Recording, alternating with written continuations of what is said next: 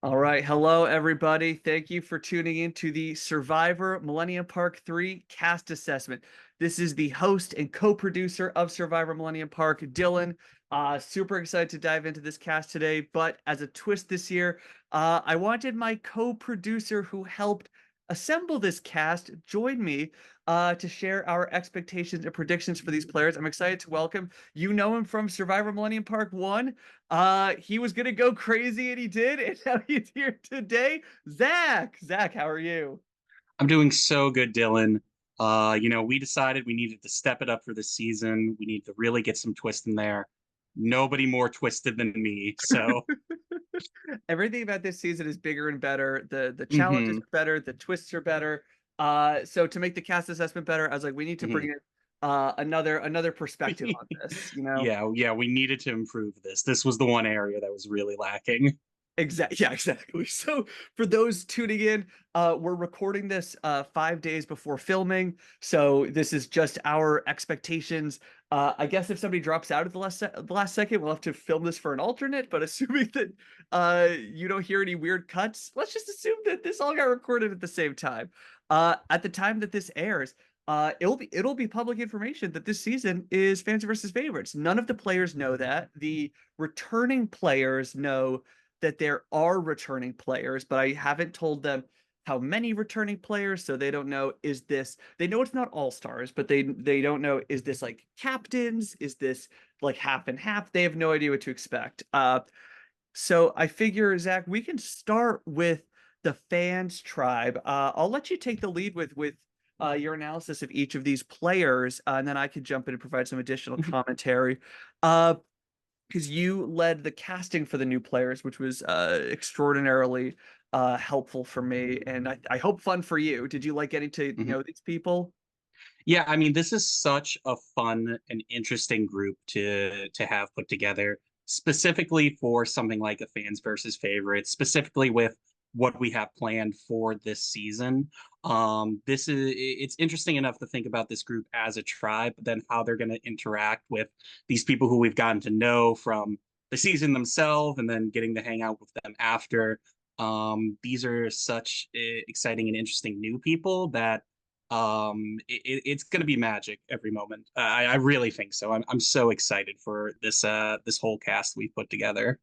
Absolutely. So let's kick it off. First up from the fans tribe is Daltrey. Go on, Zach. Say what do you have to say about Daltrey? Daltrey is a very kind and nice person. I wonder if perhaps, happy to take lead with these fans. Perhaps you have some more insight into Daltrey than I might. So Daltrey is my mom. Uh, she has stepped up to play the game. Uh, she's very excited about it. I can tell she's a little nervous about it. I think, as far as my expectations for how Daltrey's going to do, she's one of the people that isn't. She's not a Survivor fan. I don't know if she ever watched the. I know she didn't never watched the show around me. I don't know if when it first came out, she maybe caught any of it, like the rest of America. I truly have no idea what her relationship to this is outside of having seen my 3 seasons of Survivor Berkshires and the 2 seasons of Survivor Millennium Park leading up to this.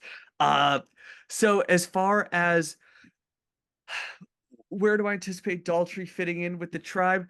I could see Daltrey. I think she's an easy person to get along with. I think it's always kind of funny that I think like most people like when your parents do something that you don't like, it's like, oh my gosh, like I can't believe my mom did this.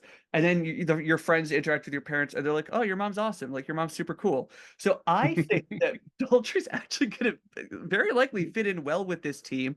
I think that if I'm another player, I see Daltrey as somebody. Uh, I think what I'll say about LRGs in general is that for a player, you have to understand that this is different than going on the real show, and people have different motivations than you might expect from people who are actually playing Survivor. So, if I'm a savvy other player, I might look at is there a way to get myself and Daltrey far in the game? Because she's not going to do something crazy. She's not going to be like, "Ooh, let me make a big move just for the sake of it." Like I think we're going to get to some of these people, and I think they're more likely to do it. So Daltrey's like a solid, reliable ally. I think she's gonna do decently in the challenges. So, like there's no concern that she's uh one of the older players in the cast. Sorry, mom, when you watch this. But I did let you know that the ages were gonna be published. Uh So I don't expect Daltrey is going to make like a, all right, like I'm here to like swing for the fences and do big things, and like I think that she's like, I'm here to like have fun, like meet a couple of cool people along the way. She is dead set that she absolutely does not want to be one of the first voted out. She's like, I don't want to be the first one out overall. I don't want to be the first one out of my team. And I was talking to her the other day. She said, it just occurred to me. I kept thinking of how awful would it be if they vote me out. And I just realized I'm going to have to vote someone out. How awful is that going to be to have to vote for somebody? So I think Daltrey brings exactly what you want to Survivor Millennium Park. She's here to have fun, be like a positive contribution to the cast, and it's like she's not going to play by the book. So I'm excited for that. What's your perception of Daltrey? Yeah, I mean, a big upside with Daltrey. A lot of times people like look at the occupation for a person and try and draw something from it, and I think they're grasping at straws.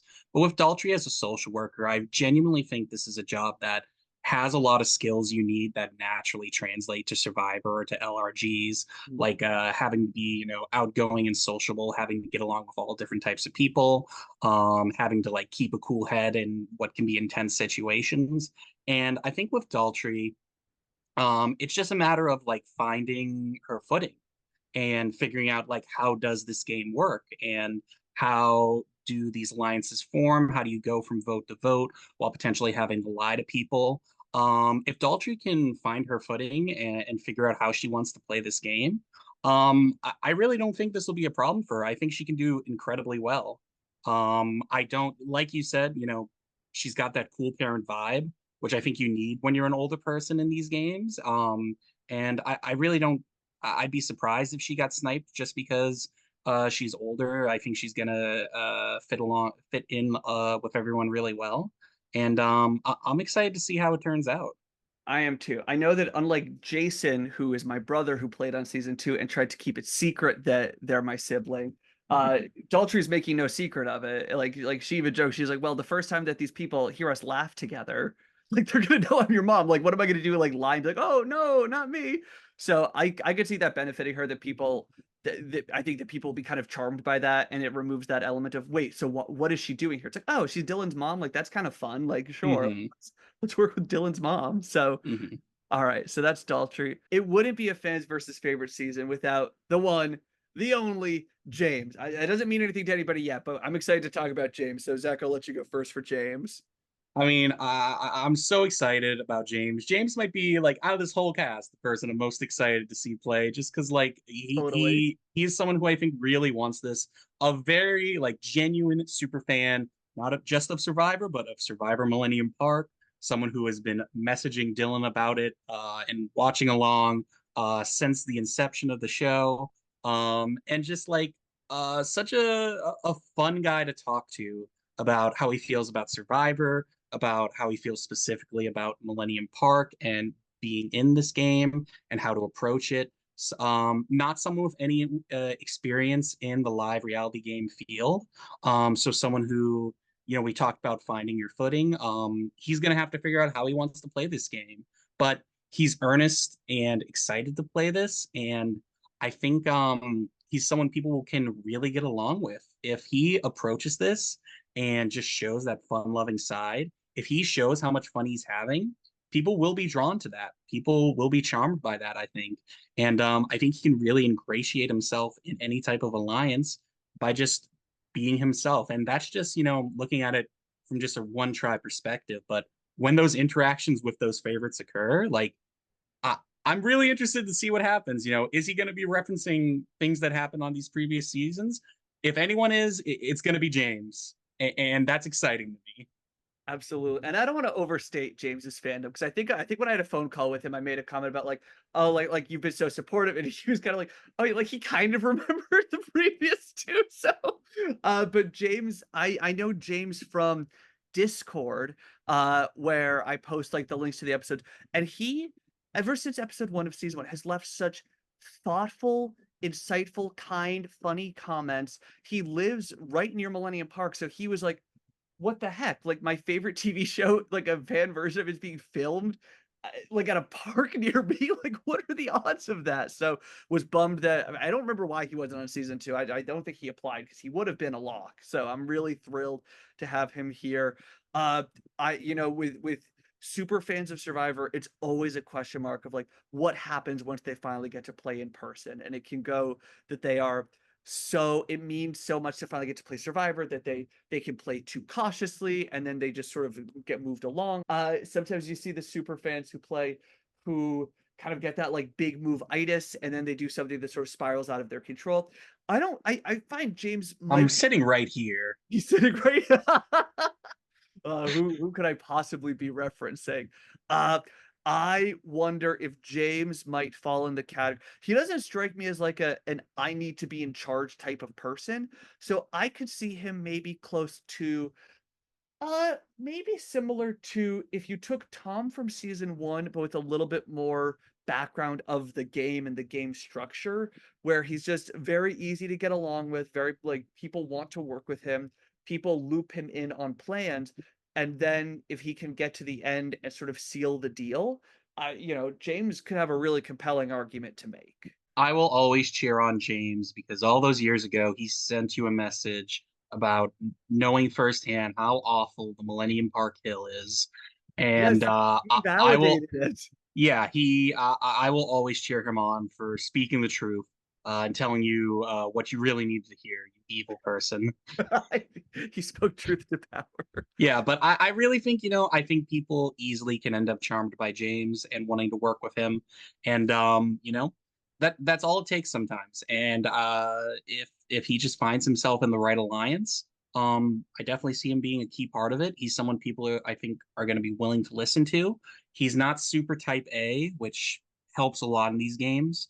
So I don't see him standing out too much, but still being someone who's right in the mix when it comes to strategy and what should be done. And he's got a lot that I think is really going to help him in this game. I agree. He's savvy, but I don't think he presents threatening. So I could see him kind of falling into that archetype you see on Survivor lately, a player like a Jesse that for most of the season, like we as viewers are gonna like, oh, this guy's got strategic chops, but the players don't find out until the end and say, oh no, we let him get too far. Next up, we've got Caroline. Zach, I'll let you take it away. Yeah, I mean, Caroline has such a great infectious personality and a great energy that just from like talking on Zoom really jumped off the screen naturally. The type of person like you talk to them a bit and you want to be friends with them. I see from their bio they put Michelle Fitzgerald as their inspiration in life. And honestly, like the vibes are there. Like I can see her really having that A+ social game that like we're just a couple days from the end of Survivor 46, where like the winner of that season, like really had their social game as something they relied on. And I think that can definitely be the case for her. Also, like, I think she's going to adapt to the game very well. She's a big fan of the game. I believe she has some experience playing from online games, if I remember correctly. And I think she's going to really she's going to hit the ground running, but not in the way where it'll be hyper aggressive, where people will notice right away that she's playing the game. She's going to naturally fit into a role on her tribe, I think, and I think people are going to want to play this game with her. And when people want to make moves, I think she's someone people could go to. And overall, I just think she's really well set up for a game like this.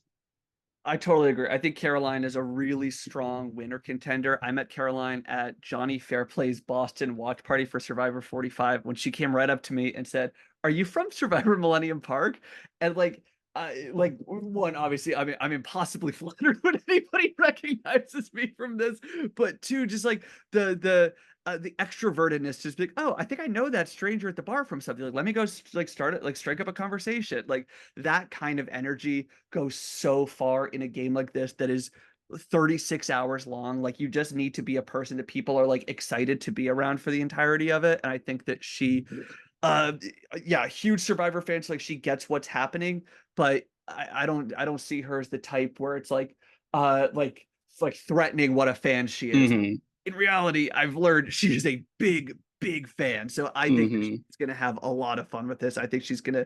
I mean, like I'll like if we'll do winner picks at the end. She's my narrator pick. I think her confessionals. I think are inevitably going to be a huge part of the season. Hmm. I agree, and it's such it's all natural, which is Yes. always such a big thing. Yes. I think that might be a running theme as we talk about these people, and in general. Like I have this idea that you can't win Survivor, you can't win an LRG by being someone you're not. You have to like play who you are naturally and figure out what to lean into and what not to lean into. And I mean, she's just got everything you want with a great Survivor player who's, I can't see her not going far. I'd really be shocked. I'll be floored if she's out on day. But if she was out on day one, it'd be like, oh, like something happened. Like she's not just getting shuffled out the doors like a well, our group is sticking together, so it's Caroline. Hmm. Like something has to happen for Caroline to go early, I think. Hmm. All right, next up we've got Melody. Yeah, Melody is another person whose energy really like jumps out at you. Very upbeat, very a clear, fun-loving person who again is another big fan of Survivor. She has experience playing these games in that she actually played in her college game, the famous Survivor Northeastern, which we'll touch back on We'll, that more a we'll bit later. we'll talk about friends of the show, Survivor Northeastern, in a little bit. Yeah, but she's someone like I think, I talked about hitting the ground running. Like, I think she's already gonna have her feet under her. She's someone who I don't think is gonna have to figure out as they're playing, like how they want to play this game.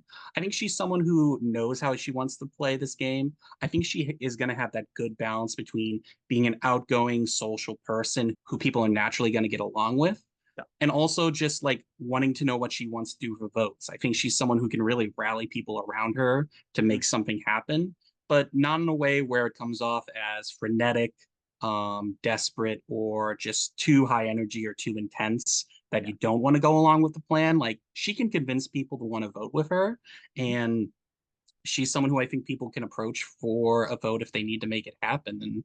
And another person just really well set up to do well in a game like this.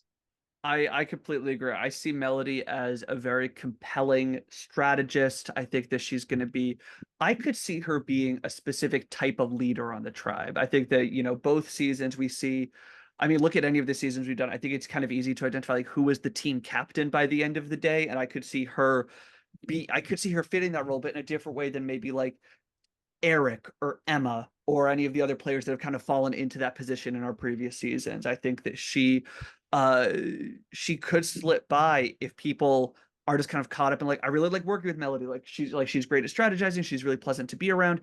And the next thing you know, you're kind of deep in the game with Melody. You say, oh shoot, she's still here. She's really close to the end now. How do I make Hmm. my case against her? So I'm excited to see what she does in particular this season. Like you Hmm. said, she's one of the few players outside of the favorites tribe who does have some in-person experience. I think that she might be the only one who has played one of these in person before. We have a lot of people who've done online ones, but she might have a better read than some of them on the IRL experience of it. Hmm.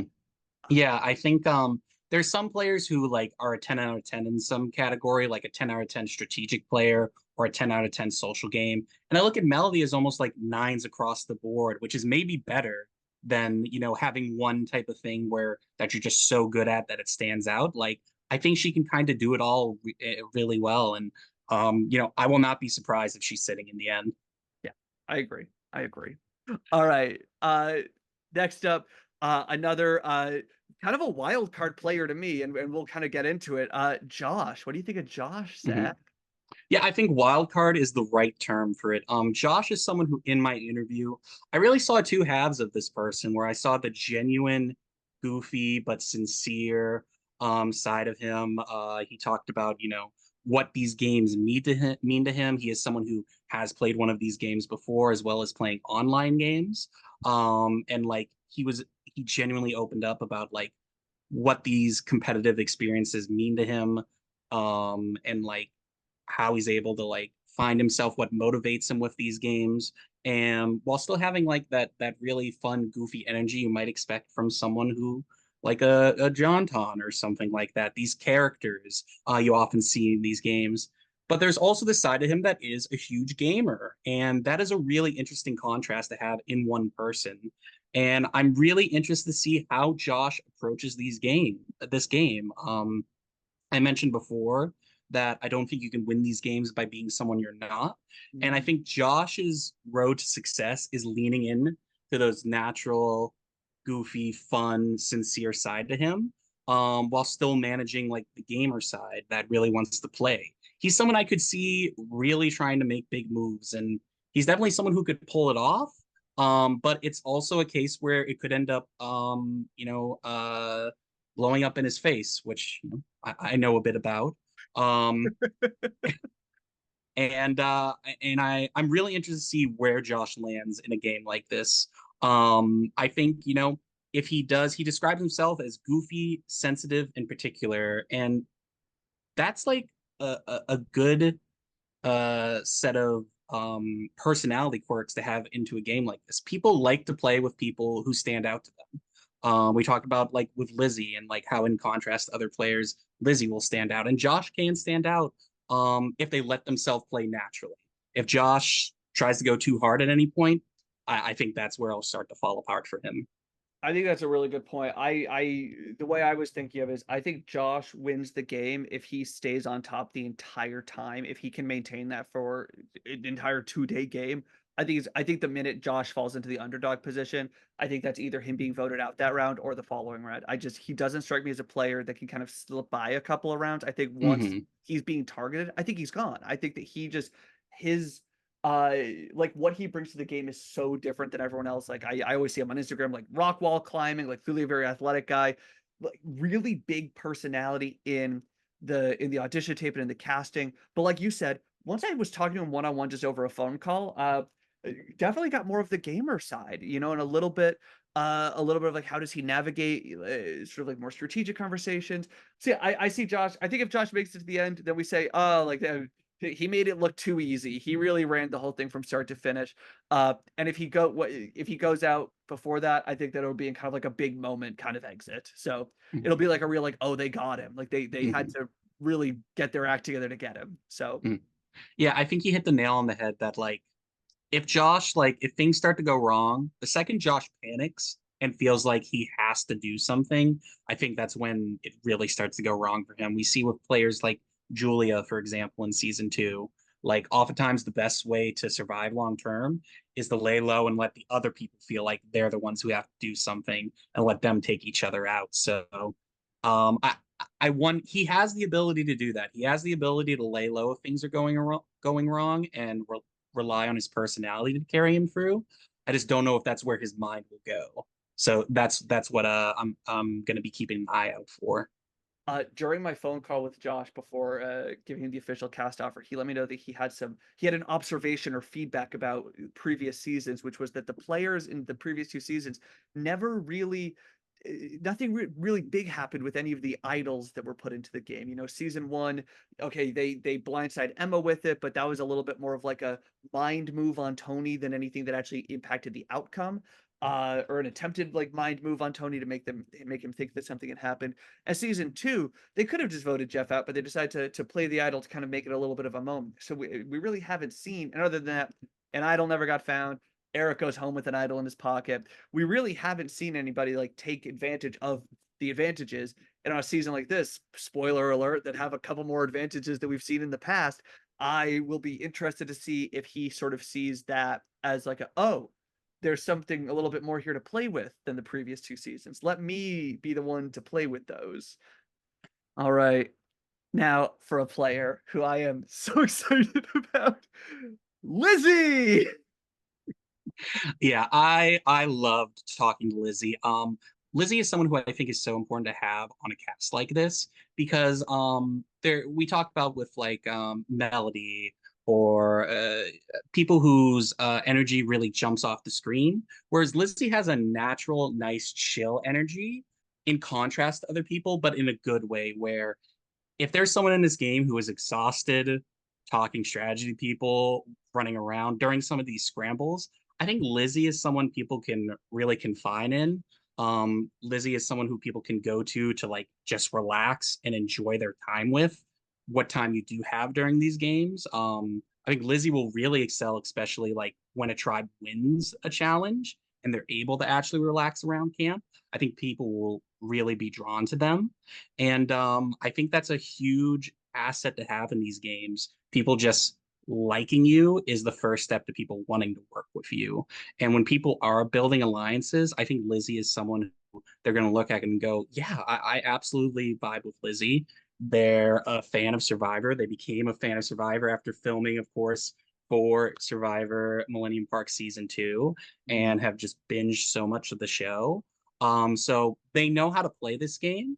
Another person who I think, they just have to find their footing and see how do they approach this game as someone who isn't going to be the captain role that you kind of described. I don't think Lizzie's the person who's going to rally people for a vote, but I do think Lizzie is someone who people aren't going to want to target as like a huge threat that's standing out because they're running around controlling things. And Lizzie's someone who, if big targets start going for each other, Lizzie can get the end and be like, hey, you all like me and you all voted each other out and didn't vote me out. I completely agree with that. For as Zach mentioned, Lizzie was on the crew for season 2. They're part of that friend group with Drew and Julia from season 2. And this is now Lizzie's turn to play a little bit like when we had Kim and Andrew on season 1, then Keith came on for season 2. So Lizzie, I could really see Lizzie drawing from the best of Julia and Drew's games. I think that Lizzie has that sort of like unassuming, like I think it's that same energy as Julia of just like so funny and chill that you're just like Hmm. you're so pleasant to work with. I'm kind of willing to move my plans around to work with you in this game. Like I just love working with you and having you at this camp. But I also could see, taking a page out of Drew's book and saying, I've got to keep my options open, and at some point I need to pick a side and stick to it, and not be afraid to voice some strategy. Like you said, Lizzie was not a Survivor fan, and then they filmed Millennium Part 2, and now they're into it. They always call me Jeff Probst, which I'm delighted at. I'm anticipating great Matt chat with Lizzie before and after challenges and at tribal councils. I think that Lizzie will be the Julia of the season, who like the fans are like, this person's amazing. I really like watching this person on the show. So yeah, that super super excited for Lizzie to, Hmm. as they say in the what would your win condition be, or no, they said why are you excited to play Survivor Millennium Park 3? Lizzie wrote, to live out my Survivor dream, to finally experience pure unadulterated joy.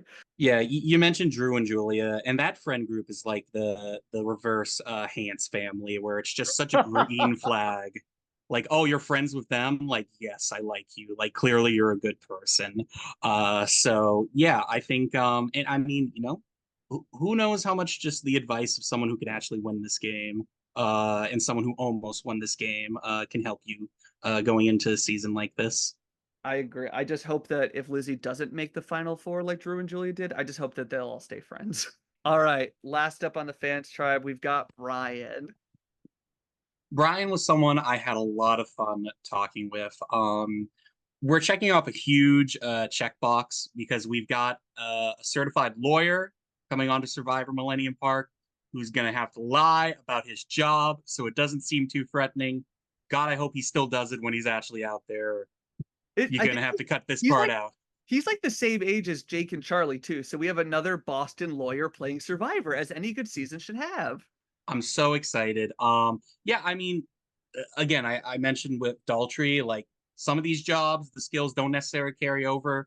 If you're a lawyer, if you're someone who like has to understand communication, you have to understand how to present something in a compelling way.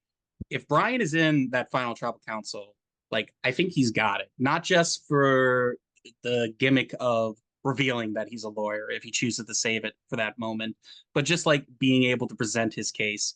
These games, in particular Survivor Millennium Park, and you see it in season 1 and you see it in season 2, the person who really steps up in that final tribal council and figures out their story and is able to present it the best is the one who's able to take it all. And I think Brian is someone who really can do that. He is a fan of Survivor, and I think he's going to really understand this game well. I think he's someone a bit like James. I think he'll be in the mix when it comes to strategy and presenting it. The big thing with Brian is like, how much does does he end up working himself up too much? Does he present a case too hard? Does he trip over himself in some way where he starts to stand out as a really persuasive person? Does he go for a big move when he shouldn't? His three words to describe himself: strategic, self-aware, and anxious. And I really hope he's self-aware, because otherwise strategic and anxious, that's things people notice, and that's things that people will look at and start to get worried about. Again, speaking from experience, I Right. see a bit of myself in Brian, or Brian and me. I'm not sure which way to Yeah. describe it, but he could definitely be the Zach, where if you just stop and don't do too much, you can get to the end. But oh no, he does the most, and it ends up spiraling from there. So I'm really, really interested to see how does Brian approach this game. Yeah, when you told me when you gave me that analysis during casting that you think Brian strikes you as the type who to kind of pull a Zach and say, "Hey, we're up 5-3. Like I could get to the end this way, but I'd rather do it a little bit more interestingly." I fully anticipate Brian will see an opening with numbers and will take a shot. I'll be curious to see if he's able to pull it off, but I think that he'll take the shot if he gets the opportunity to. I do wonder if Brian will be too obvious of an intellectual if people say, okay, hold on, this like you always got to wonder, like, why is this person here, what did a casting producer see to put them on in this park? And if I'm looking at the tribe, I might be like, oh, so this guy, he's the obvious strategist, right? Like clearly I need to do something about him if I'm one of the other players. So I'll be curious to see if he can escape that target and slip through, or if the threat level is going to be too apparent from the start. Mhm. To give Brian his credit, he is someone who I think can be very charming and easy to get along with.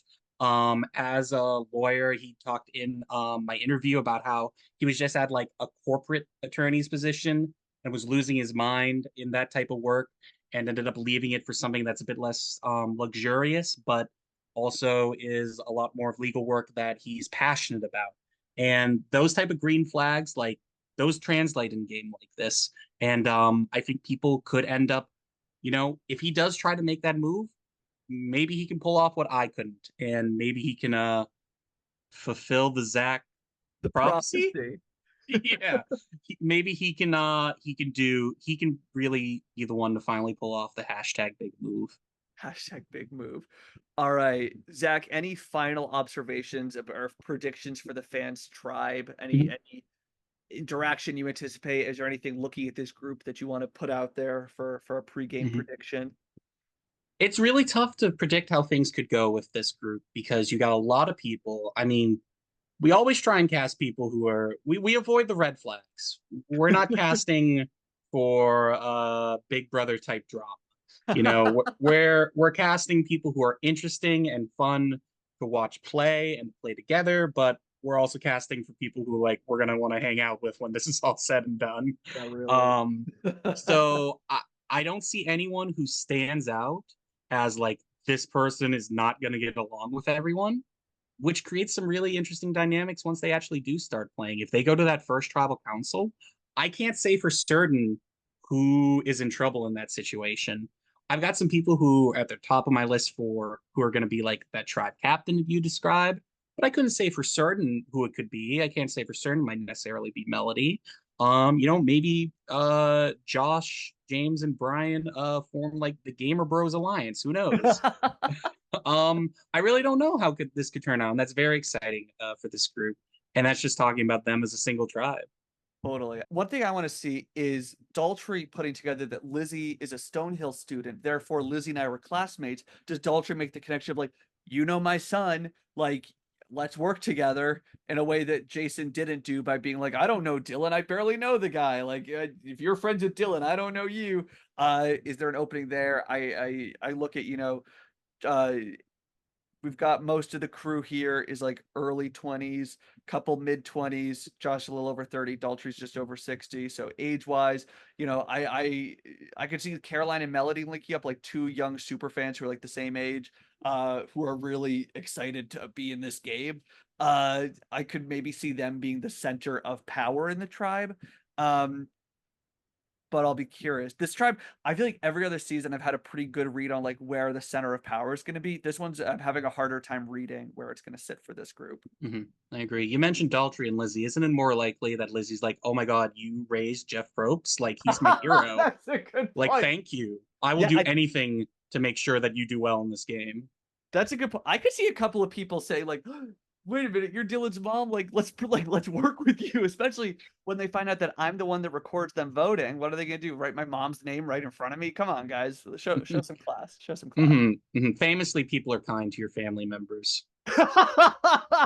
Nobody would vote out a blood relative of my other. They didn't know about Jason until after. That's the problem. We're missing an opportunity to do the John Cochran from Game Changers, and Oh my Daltrey can win a challenge, and then we have Jason come out on a boat. God, that's so It's funny. Jason. That's crazy. All right, that wraps it up for the fans tribe. Moving on, we're going to talk about the favorites tribe. Now, when Zach initially strong armed me into doing a third and final season, I I you can't can't say believe I anything, have to. Blambert. I'm editing this. You I got just no. have to let that exist. I'm gonna type the longest YouTube comment. Listen here. When Zach initially talked me into doing a third season, I said, "Look, I'm interested in exploring having returning players come back. I kind of don't want to do this with an entirely new cast. I want some of the people and stories that I'm already invested in. So let's bring back some returning players." And we got an amazing group of people who are willing to give it another shot. None of these people have won previously. We've got people who were out on day one. We've got people who made it to Final Tribal Council. All right, so let's jump into it. All right, first up on the favorites tribe, we've got Emma. I mean, Emma was a lock for this. I was made guilty by her mother, who is my mother-in-law, for not casting her on season two. Uh, when it was all new players. So obviously Emma was the first person that I contacted to see if she was up for it again. I love Emma's attitude about it. I think that a lot of players are thinking like, all right, what did I do the first time that I need to change this time? And Emma's attitude is just, well, I did really well the first time, so I'm just gonna play a second time. Uh, Emma is somebody who I is coming in with a really big reputation. There was a lot of people season one who during the experience thought she's a big gamer, she's a big strategist, she's running the red team, and then you get to her in confessional, and she's like, I don't know what this is. Like I'm just trying things out. Like I'm not running anything. So I'll be curious to see. She might have the biggest gap between like what is the fans' perception of her as a player and what is the reality of her as a player. But I don't want to not give her flowers. She excelled in day one of the game. It's day two where things got a little more complicated. We're talking about advantages and vote splits and trying to navigate some of the things you really need to know Survivor to do. Uh, so I'd say I think last time I worried if Emma would do I worried about Emma's ability to win just by like, well, she's the youngest in the cast, which she is again. She's once again the youngest in the cast. And like, does she know the game well enough to articulate it to a jury? I think that Emma displayed enough just general charisma that I think if she gets to the end, she could win. But I would anticipate she is targeted almost immediately on this tribe the first time they go to tribal council. So that's what I think about Emma. Yeah, have we made the analogy that Emma's like the Courtney Yates of Survivor Millennium Park? Because That I is think it's apt. That is spot on. yeah, because I think she's someone who like very snarky, so much fun in her confessionals. Someone who like on paper should be like really just known for being a character, but like has a huge impact as a player in their season. Like you said, someone who Hara was very convinced was running things, and like she kind of was. She formed the essential four-person alliance that Mhm. defined Tortuga for day one. She was someone who um was the second to last Tortuga standing, was idled out of the game. Something I'm going to talk about probably with a lot of these favorites is like course correcting, like how Mhm. much Yeah. are they trying to correct from their first season, and how many of them try too hard to correct and lose what made them successful in their first season.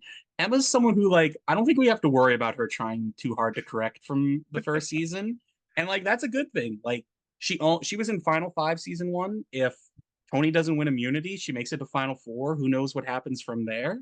Um, and like that same thing can happen here. Uh, she's the biggest case, I think, of someone who like if they just get through those first couple votes, will make it very, very far. People are not looking to like take out Emma when there are these big gamers present. And that's a really good thing. She can slide through just by being on the right side of these votes. It really is the most extreme case of just have to get through those first couple votes. The only other thing I'll throw in for Emma is I don't think I sort of joke about her gamesmanship, just because I don't think she would consider herself a gamer, but like she ran the Red Tribe at day one.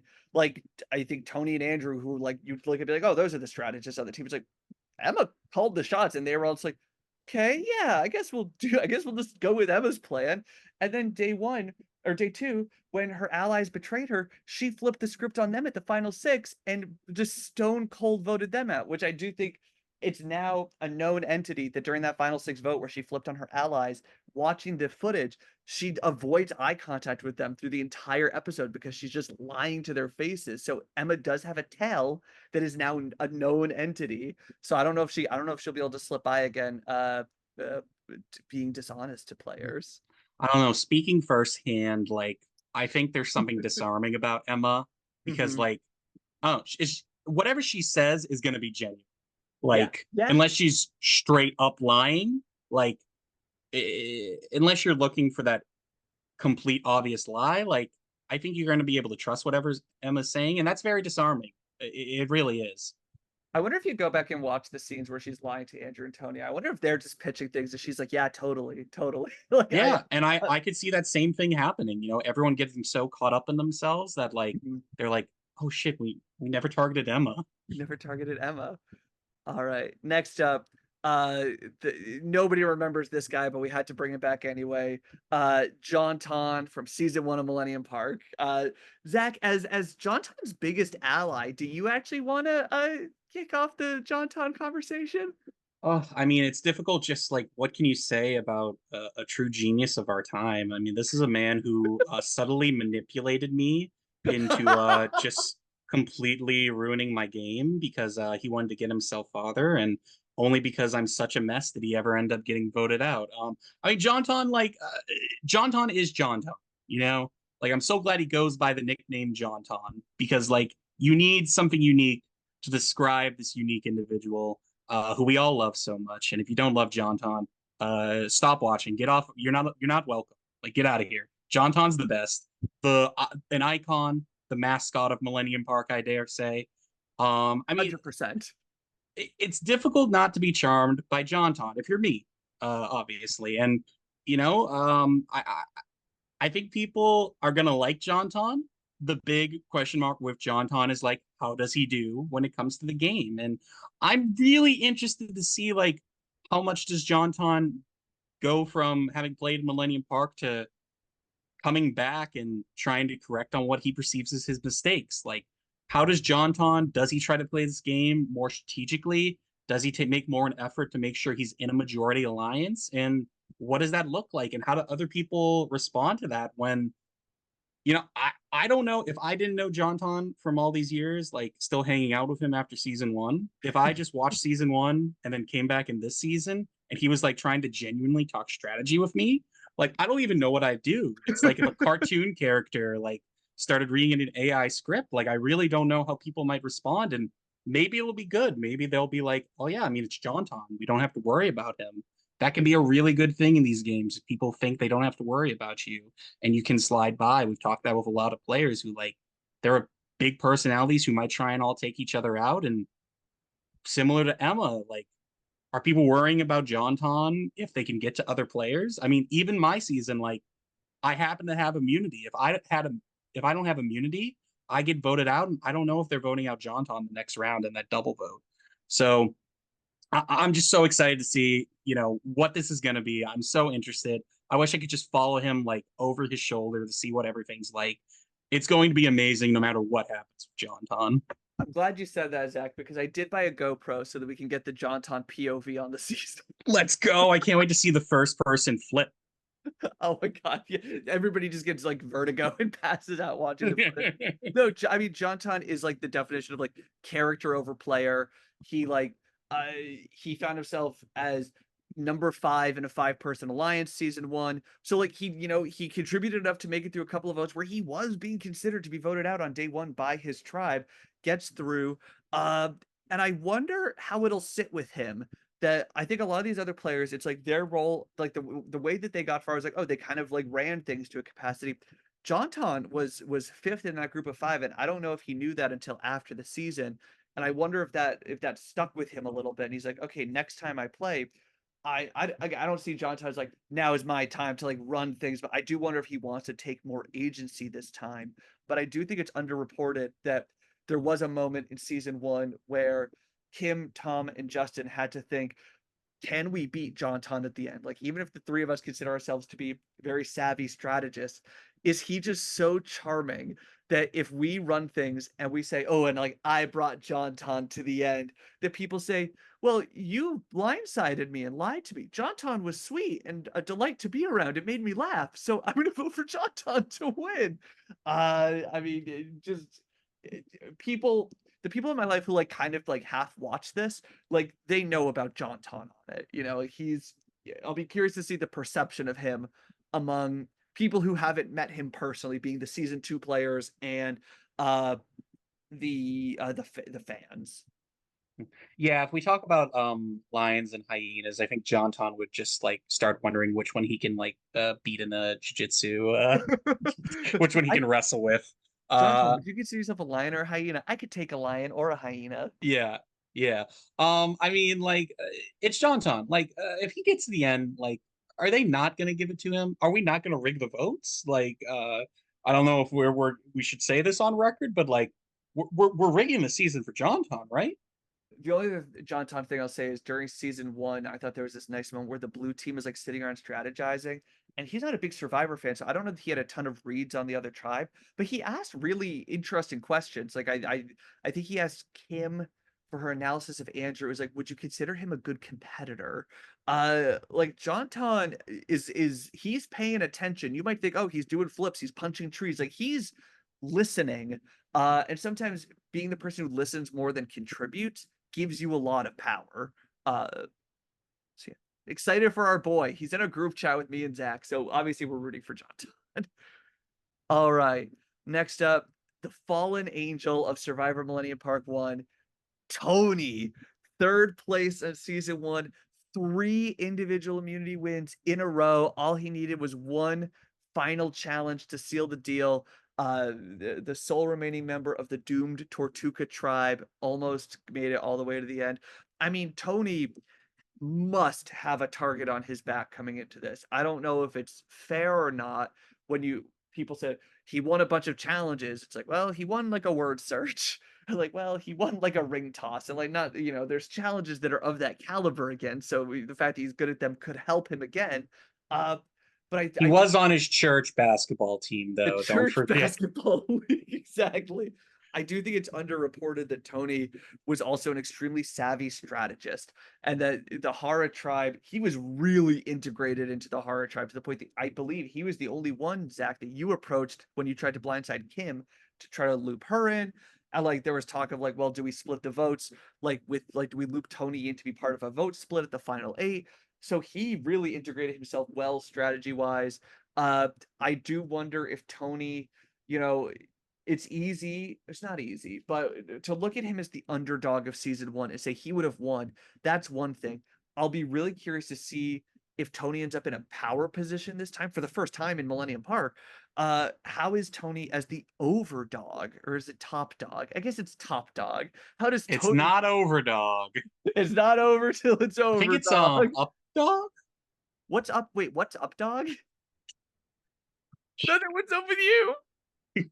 Got him. Uh So this yeah, is what you tuned in for, people. yeah. I'm glad Zach and I said this would be 30 minutes. I'm sure that even the edited version, You said it would be 30 I minutes, said you it'd be crazy 30 minutes. person. Zach, what you played with Tony? What's your take on Tony playing a second time? Yeah, we haven't touched that much on like perception from having watched the seasons previously, and you know, the two biggest Millennium Park super fans are on this call right now. Like, we're not the ones who are going to know every detail, but I mean, there's an argument like Tony is the biggest character from season one, or even like the biggest character across both the first two seasons. He's He's certainly the like protagonist. he is the hero of season one. And I think you really are correct that I think the strategic side of Tony is undercut by the fact he won those immunities, but he worked and played the game to get himself into a position to go on that immunity streak. Like, he didn't have to win from that very first merge tribal council. He was able to play this game, and he is genuinely like a very good player. He's someone who, you know, he, it's a really unique skill to be able to play well from the bottom, and Tony was able to pull that off. And I'm interested to see like how do things shake out for Tony? Does he have to play from the bottom again, or like you said, can he play from a leading position? And how well does he do that? At the end of the day, though, like, he's a really strong and well-rounded competitor. The, Mhm. the only spot I like look at and worry about is like when the tribes do merge. Is he someone that's targeted early on? But like, that was his position in season one, and he got out of it then. So, again, touching on like correcting what you did from the first season, Tony just needed to answer one question different in Right. the final immunity challenge, and he wins his season. So I don't think he has to do that much other than adapt to the fact that this is his second season and he's a known quantity. So a lot of it's going to be just responding to how people perceive him. But I mean, this could be Tony's game. It absolutely could be, and I wouldn't be shocked at all. And it's his birthday this the weekend that we're filming. So hopefully they don't vote him out on his birthday.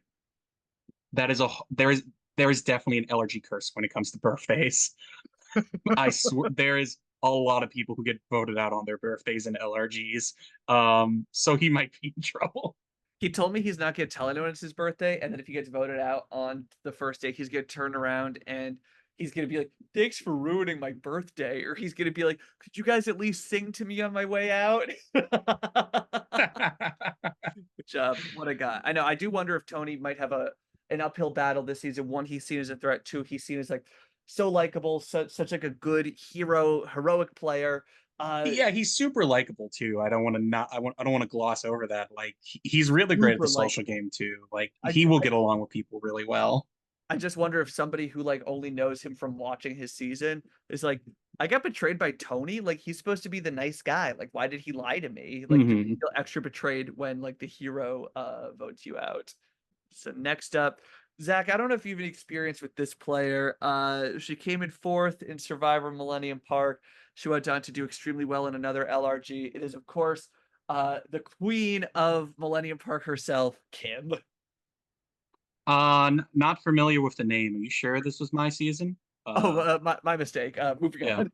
I yeah. mean, Kim, uh, strategic powerhouse of Survivor at Millennium Park, just an extraordinarily. We want to talk about a player with strategic savvy, natural social charisma, great team player. Uh, I mean, Kim is the complete package. I think that the only thing that's ever going to get in her way is that she's a known entity now. I think that she's somebody who I know is now really into these games. She did another one after Millennium Park. I think that she's looking to get into more after her return to Millennium Park. Uh, if she can go and play another game where she's less of a known entity, I think she's got a great shot. I do wonder if uh I do wonder what's going to happen out there now that she is known and that people really watch where like Kim is a force to be reckoned with. And now I think, she mentions in her bio, it really opened her eyes up when Justin voted for her and like intentionally misspelled her name, that was like, oh my gosh, there's so much you can do in this game. I highly doubt that she's going to try to stick to one group again. I think that and I definitely suspect that uh, she's gonna come in. She's like, yeah, I'm the threat that you know I am, and there's nothing I can do to hide it. So why would I? I'm here to play, and let's go. What do you expect from Kim on her second try? Yeah, I mean it's so interesting, Kim especially, to be someone who's coming back after having played previously into the same game where with other people like that she's played with. Obviously like her and Tony was a huge dynamic in season one, and I'm so interested to see how that plays out. And also just like what does Kim take from her previous experience, and what does Kim think she needs to correct? Because Kim is someone who naturally is going to excel at these games. She is a naturally gifted player from everything you said, the strategic sense. She is a natural leader and can fit into that role without it seeming forced or without her having to do that much because people are naturally drawn to her as well. Um, at the same time, she in both Millennium Park and the other game she's played, Outlast season one, she's only played from the top. She's only played in a leading Yeah. position. And in both times, people saw that she was leading and decided that they had to vote her out to varying degrees of success. Um, so I wonder how much Kim thinks she needs to do differently or not do differently because again, I as I've said, I think you win these games as by playing as you naturally are and just learning what you lean into and what you need to hold back. I'm not sure, I don't know what I would say to Kim is like this is what you need to do differently because she is so naturally gifted. I'm curious what if there are things she thinks she needs to do differently, or it's just a matter of getting on that right season, leading a team naturally, and getting to the end. If Kim like gets a lock on the favorites and gets the carry thing to the end, I wouldn't be shocked at all. I'm ultra interested in how does Kim play if she's in a losing position and she has to play from the bottom. I could totally see that going well for her. She's incredibly smart, incredibly charming, and easy to get along with. And I'm just so excited to see like what does Kim playing again look like because she's going to be a huge force that doesn't come off as a huge force, and she's going to be incredible TV to watch play. I completely agree about what happens if Kim has to be a scrappy underdog because I could see her being even more successful as an underdog Mm-hmm. and having to really you know uh, push herself strategically to figure out how do I get out of this situation that I'm in right now. She could be a real force to be reckoned with. So if the other players are smart. I think they get Kim out the first chance they get. And that'll be a huge loss Mm-hmm. for us as producers, but No, uh it's famously the smartest thing to do is vote Kim out as soon as you get the chance to do it. That's what everyone, all the people on streets are saying. That's the move to do. It leads to a lot of success. Um, I totally agree. But I mean, yeah, I mean, I wanted to vote out Kim because I was just naturally intimidated by her, and I couldn't see myself beating her. And if Kim gets the end, I don't know how she doesn't, because she deserves to win one of these games. So I'm definitely rooting for her. 100%. All right, that wraps up our season one players. Next up, we've got from season two of Millennium Park, Sarah. Sarah made it all the way to final tribal council with her two allies, Drew and Gabby, and ultimately lost the jury vote. I think Sarah's another really interesting player to have on the favorites tribe. You might assume, well, the favorites, like they have this experience, therefore they have an advantage. Sarah is coming in. Millennium Park's her only exposure to the Survivor gamesmanship. She's not an LRG. She's not a Survivor fan. Uh, when I spoke with her, sort of reflecting on her experience, she remarked to me, she said, I wonder if my first time, something along the lines of, I wonder if my first time might have just been beginner's luck. Like it went as well as it could have. Her tribe dominated everything. She was in the dominant alliance within her tribe straight through to the very end of the game. I think the fascinating story of Sarah from season two is that the perception of her the perception of her from the other players did it match the perception of herself, where the perception of the other players was that she was running things and that she was uh extremely strategically savvy and was really calling the shots in a lot of way, and that wasn't how she saw it. So when she gets to final tribal and gives credit to her ally Drew, the jury's perception, she was the front runner going into it, and the jury's perception sort of like blew up right then and there. uh and she remarked after, she said, look, I'm not a fan, like there's no way to train for what you're supposed to say at a final tribal council until you have seen one or experienced it. So Zach, what's your take on Sarah? I mean, if there is anyone who has watched the past seasons and is really thinking about like these people that they're playing with, I feel like Sarah, like on paper, is the ideal ally. She is naturally good at the game. She has like a strategic mind that isn't like too gamer brained where she's getting like she's tripping over her own feet, thinking of big moves that she has to make, but she's still like in the game. She's incredibly easy to get along with. I feel like Sarah is in a great spot from the very start of this game, and it's just a matter of her securing that spot and playing things out. I'm so interested to see like how she does coming back, if there are things she thinks she needs to do differently, because up until final tribal council, like it's no notes. She doesn't need to do that much different Exactly. other than make a compelling case. If she can make a compelling case in season two, she's like she's got a chance against Drew, who is such a great winner and such a great player. And that says a lot about how great a player Sarah is at this game. So she I cannot see a world where Sarah does not do well. Yeah. And with all these big personalities across these two tribes and all these interesting dynamics, that says a lot about her. It's just a matter of her like finding that right spot and then, you know, taking it home at the end. If I'm on the favorite tribe, I'm running to Sarah the first minute we're at camp, and I'm like, "You're great. I want to work with you." And you're right. She's a great ally. She's reliable. She and Drew were such ride or dies to the very end of the game. Like that's exactly what you want in an ally. Somebody who's going to have your back 100%. The other interesting thing from Sarah's game is you see throughout the season, she historically is the last person that you talk to before you get voted out. This was Jason, Keith, Corina, so many people, their last ditch effort was like talking to Sarah. And there's clearly something about her that people trust her, like her, want to work with her. And those are all huge, huge benefits for somebody playing a game like this, where you want people to want to work with you. Another thing we've talked about is like people who have only played in one position in the game. People like Tony only playing on the bottom. Kim has only played from a leading position. And Sarah's, again, only played in kind of a comfortable leading position. Mm, But I don't think if things are going wrong for her and like she's blindsided in a vote, she isn't the type to panic and scramble. I don't think. Maybe she is because she's never been put in that position before. But mm.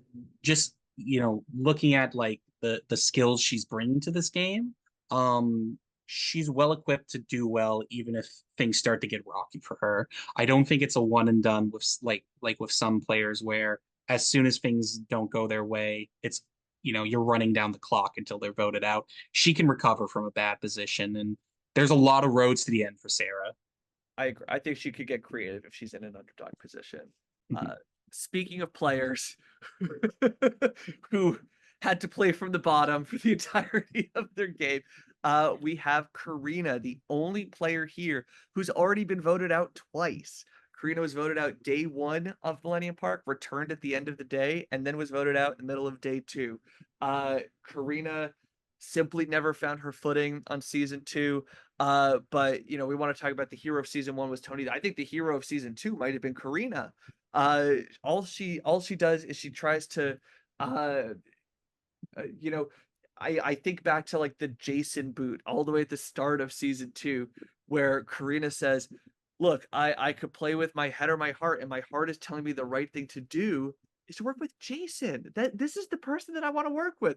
And she risks it all, and it doesn't work out at all, and she ends up getting voted out. And people keep spelling her name wrong every time they vote her out. Uh, Karina, I mean, she's a huge gamer. uh, I always think of the first confessional of season one, excuse me, the first confessional of season two is her saying, "The thing about these games is you can't play too hard." And then she spends the entire weekend playing way too hard. I love a player who kind of can't help themselves, like this is how they want to play and that's how they're going to play it. So I, more than anyone, I hope Karina changes nothing about her approach. I hope that she just gives it her all again, and that it might just be that on a tribe, on her original tribe, it was always the tallest blade of grass was going to get cut. And if she is on a tribe where the culture isn't that, I mean, Corina could do some serious damage. Yeah, Corina is one of my good friends in real life. I've known her far before Millennium Park.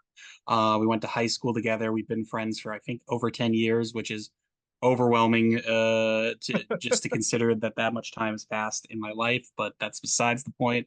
Yeah, and we're very similar, particularly like, you know, in our pros and our cons. And I think we both had cases in our games at different points in the game where we saw a path we wanted to take, and it ended up being a path that wasn't the right choice, and it blew up in our faces. Um, with Corina, it's like amplified to a million degrees, just because like her season was like a comedy era, was directed all at her, where like she just tried to do one thing, and it was the wrong thing to do, and she was very specifically on a tribe that was so locked together that like she just like put a foot out, and that was enough to like sink any chances of making it far. But then she's able to come back, but now she's at the merge, and she has this person she played a previous LRG with in Eric, who was like not only her bitter rival, but is the biggest person, a lightning rod of attention that's very difficult to play around. And then she's winning immunities. I mean, maybe an underrated immunity player Yes. as well. I think she might have won the most immunities or tied for most immunities on She her season. three, if you count the return challenge, she won three individual challenges in her season. That's the same as Hmm. Tony. Hmm. Yeah, and you know, her and me being similar, we have the gamer brain, which is a terrible thing to have in a game, believe it or not, because where social players, all they do is just get themselves in like a majority alliance, and they think, oh, I've done it, I've played the game. Like we think we have to like do something to like actually be playing the game, and if she can just like turn off the need to like make a move early on, if she just gets herself into a comfortable position where she can then make a move if needed, Karina's obviously going to do well. Karina is incredibly easy to get along with, incredibly likable. Someone who, you know, in season two in particular, like she really shined. Her personality, I think, shined through. Like you said, really a hero of her season in a good way, and that can translate in the game if she just isn't getting like, you know, just so much stuff thrown at her that makes everything so difficult with her particular situation. But I don't know.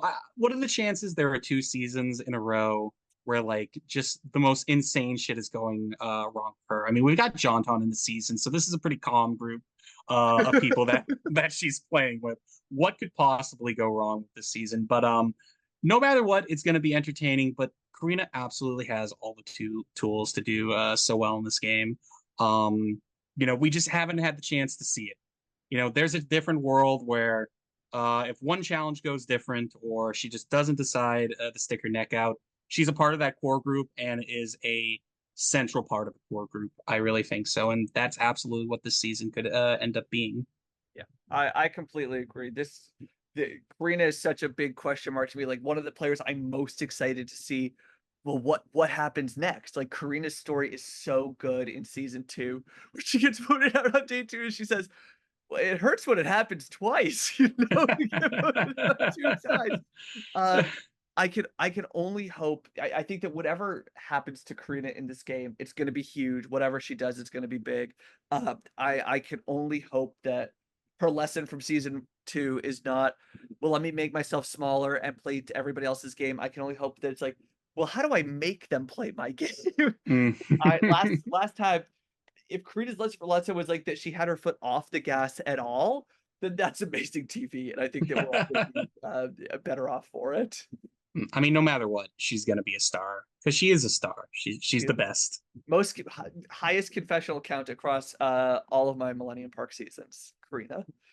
All right, wrapping up the favorites tribe, we've got Dan. Dan was a pre-merge boot on season two of Millennium Park. In an episode that I've pretty publicly said was, in my opinion, a poor challenge call on my part, poor refereeing that led to his team losing. He's been more gracious about it. Said Dylan, we were kind of losing anyway, which is very kind of him. But I always said, if we do returning players, we've got to have Dan. I really think even if we did an entirely new player season, I think I put Dan on the season anyway, just because I really think he deserves a second shot. Talking to Dan, he um uh I think that he understands that what went wrong season 2 was kind of a fluke. It was just a matter of he said the wrong thing to the wrong person, and that if he had told anybody else on the tribe, I'm a little worried about my challenge performance and being targeted for. I think any other person in the tribe would be like, "Hey, don't worry about it, man. Like you're good." He just chose the wrong person who took that and said, "So you're targeting somebody else now because of that? What's going on?" Which is a valid response. So I think that Dan, uh, I know that since then, like he's played a couple online games, he's like helped crew with a couple in-person games. So I suspect that he could have taken what has worked well for him online, what he's seen work well in person, and he can apply that to this season. I think that he is. I know that he's really excited to give it another chance. I think that it means a lot to him to be playing it again. Uh, and I hope that I suspect this time if what maybe impacted Dan's game last time was a lack of confidence, and I think I think that that's fair to say. I think that it was is sort of sharing that vulnerability ended up making him a target.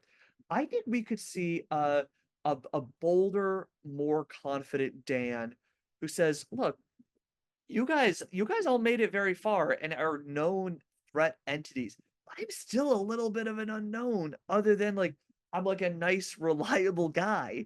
So if he can maybe lean into that, he's the only one where he's the only person on this team who has nobody else from his original tribe. So he's playing with basically an entirely new group. There's no pre-existing relationship for him here.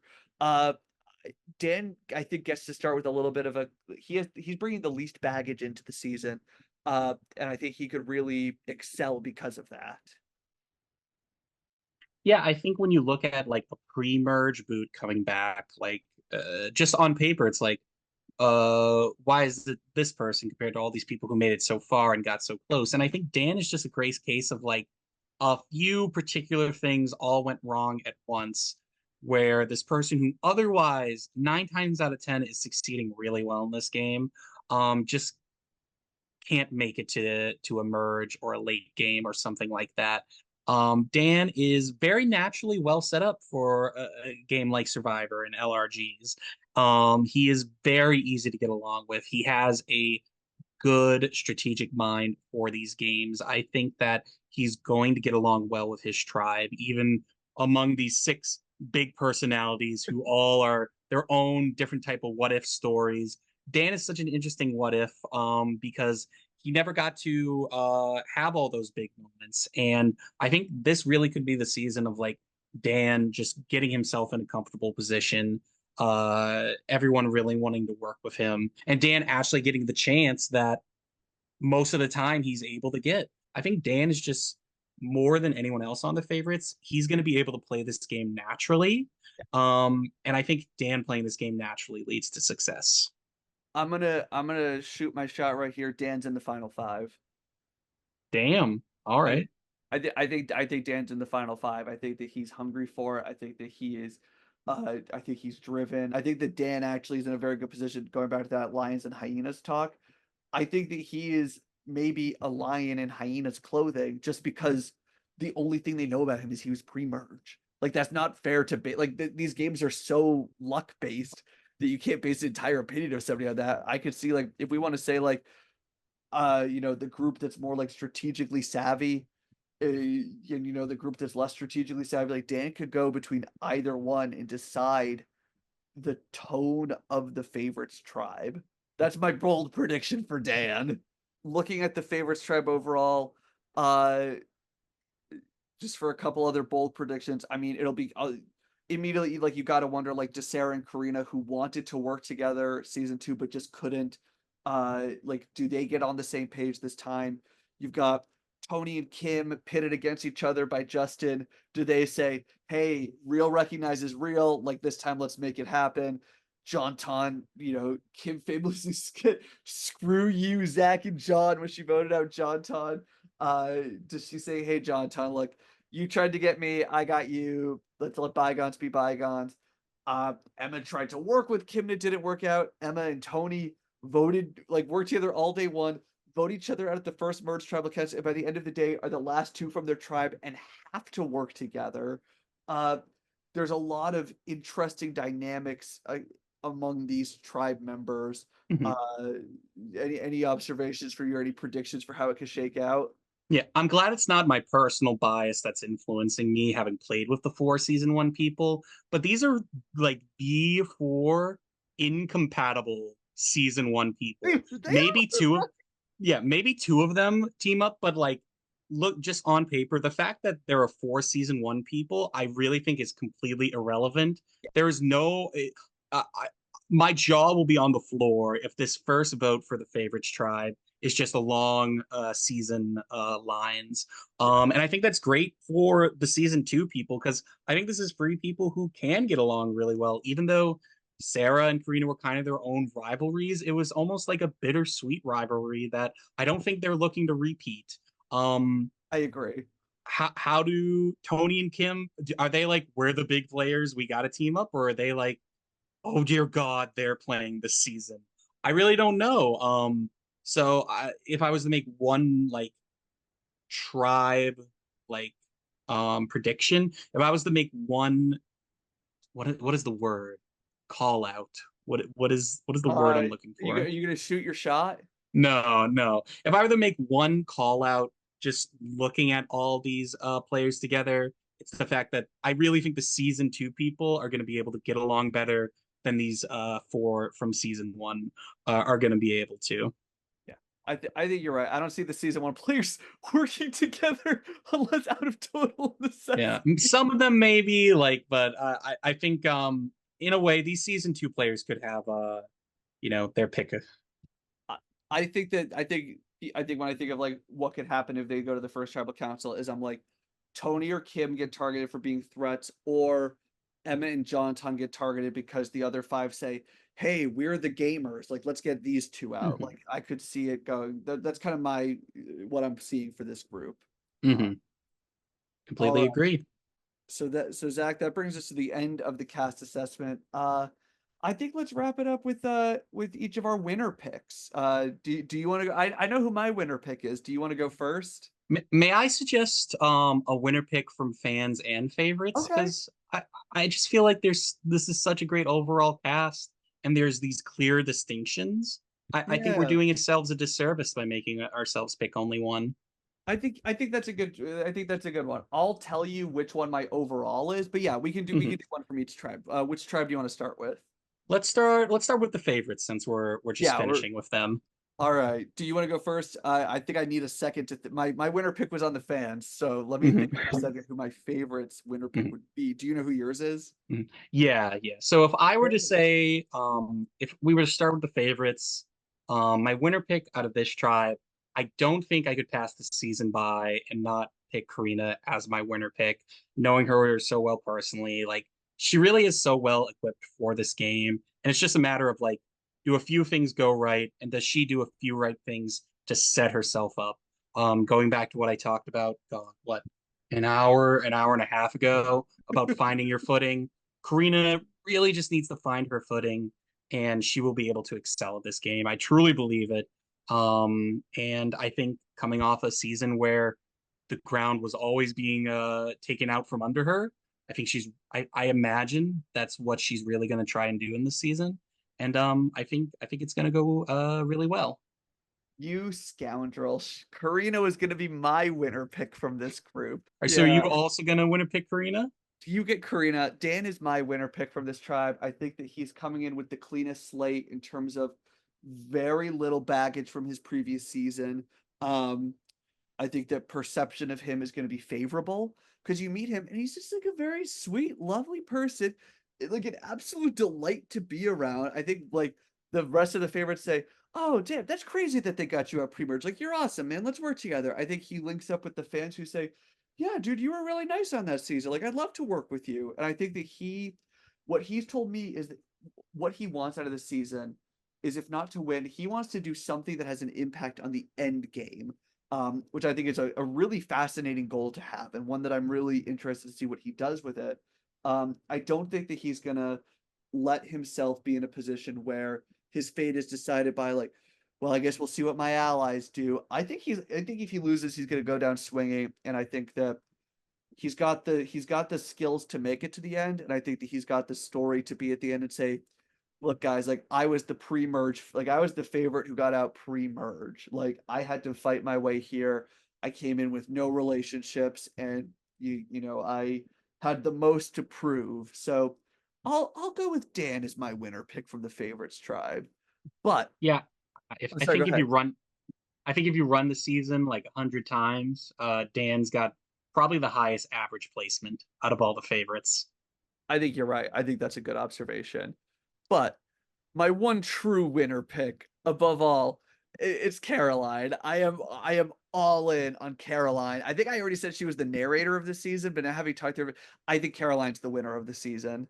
Um, I think that she's the perfect blend of strategic ability, social charm, uh not threatening in an obvious way that you think, oh, we got to get her out. But when you find out at the end what she brought to the table, you say, that's right. We did have that conversation, and that's a really good. It's a. I think that she's somebody who's going to pay attention to her game in a way that she can then explain it at the end. Um, and I think that we're going to be laughing with her all the way to the end because she's so funny. So I'll say Caroline is my winner pick from the fans. Who's yours? Hmm. Well, this is interesting. We have put together a fans versus favorite season. We've brought back all our favorite characters, but our number one, like highest, our true winner pick is both coming from the fans tribe, which maybe says something about the situation we're throwing our favorites into.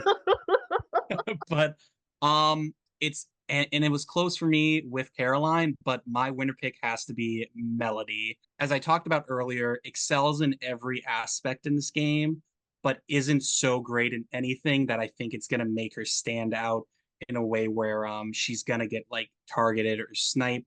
I think Melody, like if you're putting together like the ideal survivor player, I really think it could be Melody.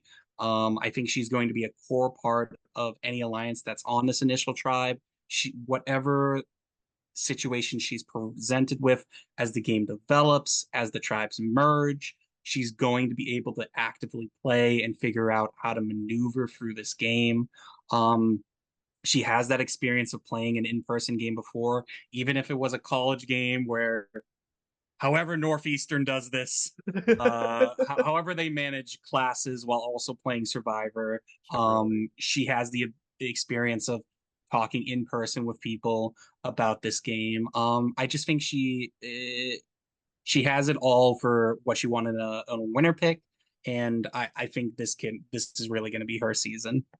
I think Melody's an excellent choice as well. If I wasn't picking Caroline, I'd pick Melody. I think that, I like I said, I can see the two of them working together. I can see them being like a really dynamic duo, and they'd be so fun to have as like a center of power on that Oh, track. what a fun ending it would be if our two winner picks could sit at the end And against each after other. getting Corina and Dan out in 3 and 4, Yeah, after getting all these people we brought back and put through this torture again, I we know. can just be so satisfied at the end.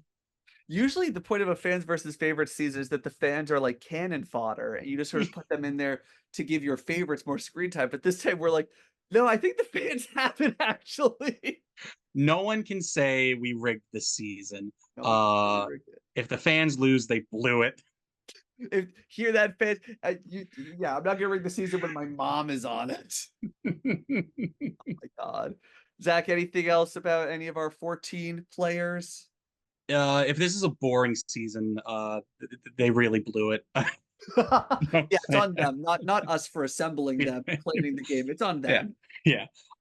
This is such a dynamic cast. I think there are so many interesting personalities.